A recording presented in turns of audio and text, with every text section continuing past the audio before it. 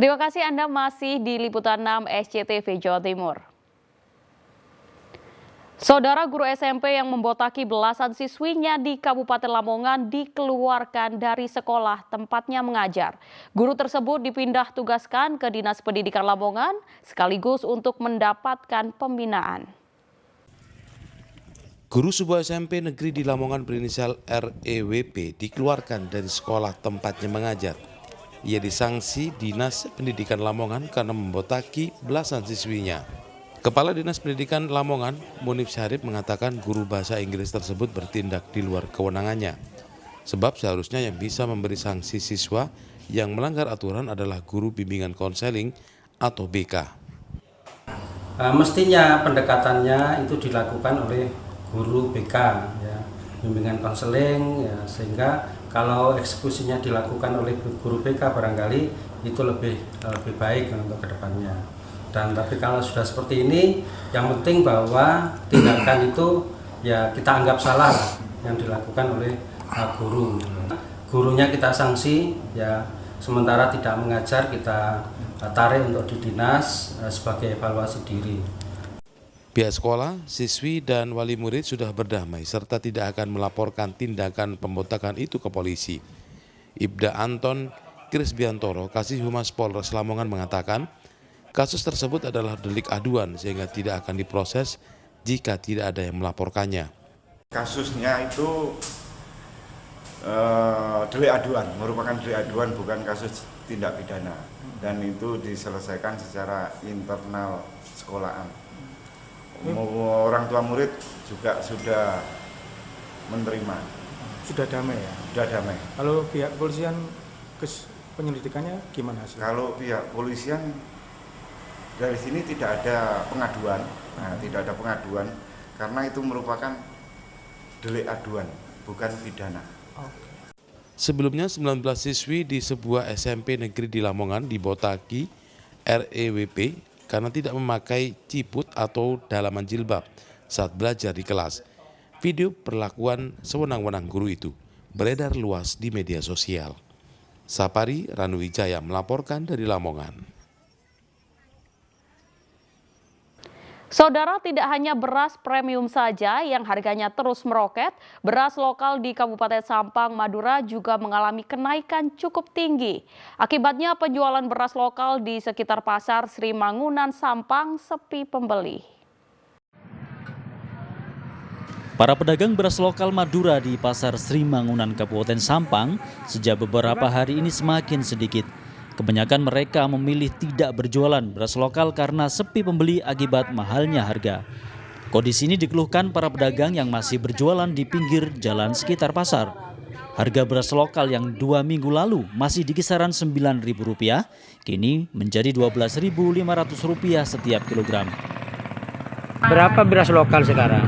Beras lokal kalau Limajaya 316. Enggak, ini yang ini. Kalau Madura ini kalau 310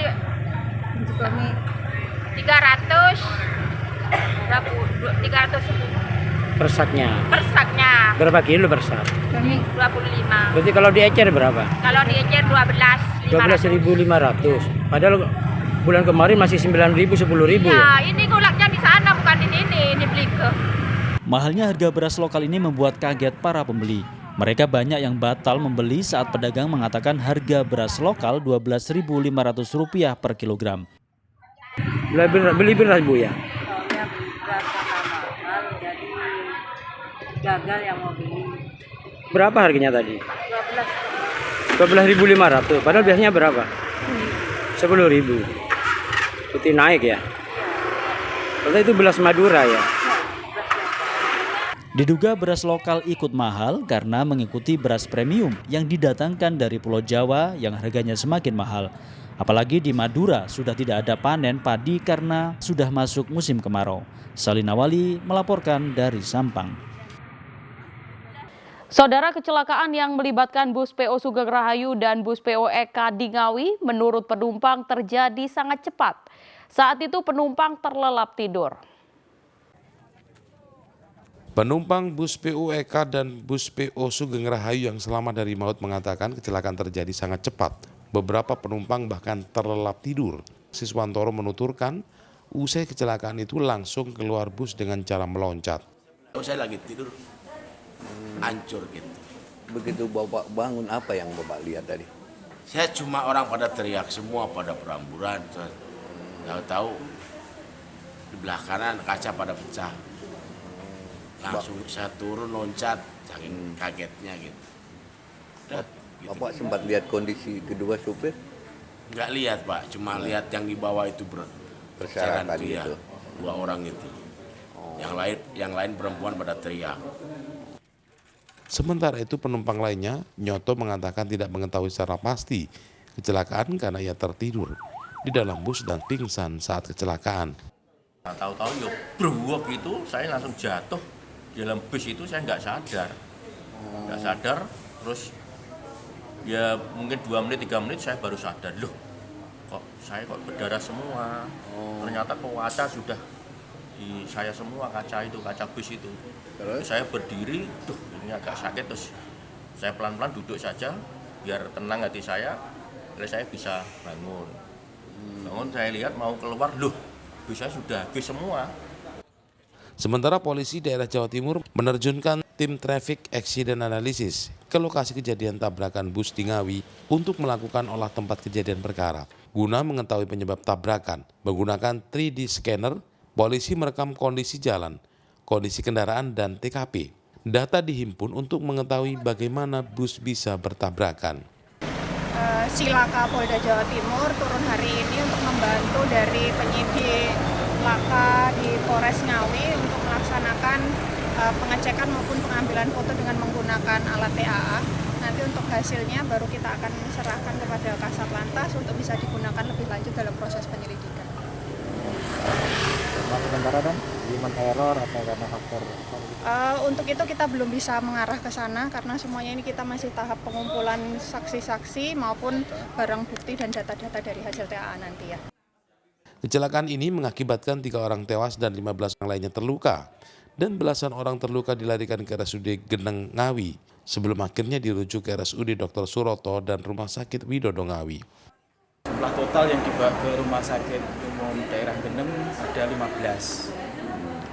Dari 15 ini tadi itu 9 yang kita rujuk ke rumah sakit di Ngawi ya. Antara lain adalah di Rumah Sakit Umum Suroto sama Rumah Sakit Widodo. Jadi kita kerjasama dengan mereka, kita transfer pasien ke sana yang memerlukan penanganan lebih lanjut. Rata-rata luka dan ada patah ya, ada yang patah di kaki, ada yang di clavicula ya, sini. Rata-rata seperti itu. Di RSUD Geneng sendiri kini tinggal 2 korban luka. Lainnya sudah pulang dan rawat jalan. Sementara 3 jenazah korban tewas masih berada di RSUD Dr. Suroto Ngawi. Dirgo Siono melaporkan dari Ngawi. 3 orang tewas dan belasan lainnya terluka akibat kecelakaan adu banteng antara bus PO Sugeng Rahayu dengan bus PO Eka yang terjadi di Jalan Raya Ngawi Kamis pagi. Polisi dibantu warga mengevakuasi korban tewas ke Rumah Sakit Dr. Suroto Ngawi. Polisi Resor Ngawi menyampaikan 3 orang tewas akibat kecelakaan bus Sugeng Rahayu dengan bus PO Eka. Ketiganya yakni 2 pengemudi bus dan seorang pejalan kaki. Kecelakaan ini terjadi ketika bus Sugeng Rahayu yang dikemudikan Agus Susanto, warga Blitar, membawa 7 penumpang, melaju kencang dari arah Surabaya menuju Yogyakarta Kamis pagi. Di lokasi kejadian, tepatnya di Jalan Raya Ngawi, Desa Tambak Romo, Kecamatan Geneng, bus berusaha menghindari penyeberang jalan. Sopir membanting setir ke kanan.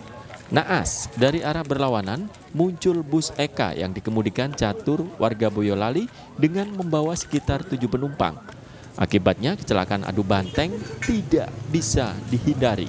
3 orang, 2 diantaranya pengemudi bus, tewas di lokasi kejadian. Jadi kedua-duanya bis tadi benturan yang sangat parah, dan untuk drivernya Eka juga meninggal, Sugeng Rahayu juga meninggal. Terus yang tergeletak meninggal di jalan raya ada 2. Oh gitu. Itu dugaan sementara apa Pak penyebabnya? Ada orang menyeberang Mas, menghindari orang menyeberang. Oh gitu. Kena juga yang menyeberang. Yang menyeberang juga kena, meninggal juga. Ada keluar semua dari kendaraan terlempar gitu? Ya ada yang kelempar Pak. Oh. Korban ini gimana Pak kondisinya Pak? Yang lainnya ya luka-luka. Dibawa kemana tuh? Dibawa ke rumah sakit. Ini yang sulit apa Pak ini Pak? Yang sulit Pak? Evakuasi sopir Pak. Untuk mengevakuasi bangkai bus yang menutup badan jalan, polisi mengerahkan 2 truk derek. Polisi masih menyelidiki penyebab pasti kecelakaan. Laporan terakhir tadi untuk supir bis, dua-duanya meninggal dunia dan penjalan kaki juga meninggal dunia. Jadi totalnya ada 3 korban meninggal dunia. Sedangkan yang lainnya saat ini sedang dilakukan perawatan di RSUD Gendeng dan di RSUD Ngawi. Untuk penyebab awal sendiri mungkin dugaan apa? Kita masih lakukan pendalaman, belum bisa kita simpulkan.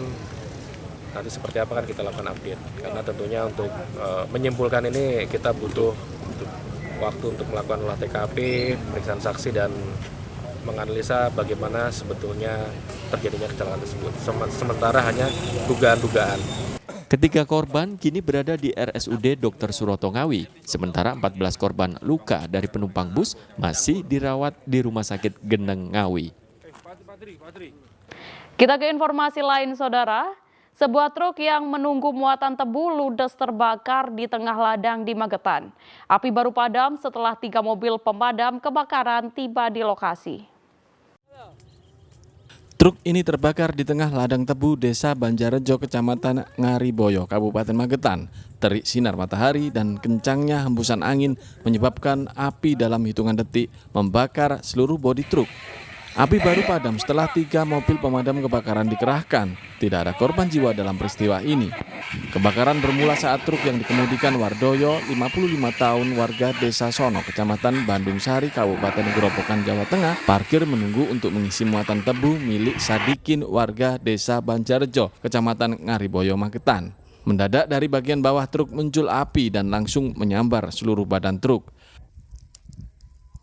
Dari petani sebelah ya yang di sisi selatan itu melihat api itu muncul pertama kali dari bawah truk, tepatnya di bawah tangki solar itu.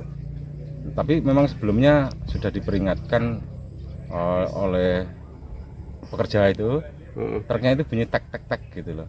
Nah setelah itu muncul api, terus membesar gitu, kan membakar daun tebu yang kering itu kan cepat ya, kan dari arah selatan, angin dari arah selatan, kemudian cepat sekali api itu dan sempat meledak. Nggak salah tadi 4 kali katanya petani itu. Api juga membakar muatan tebu di sekitar truk. Hingga kini belum diketahui penyebab kebakaran yang menimbulkan kerugian ratusan juta rupiah itu.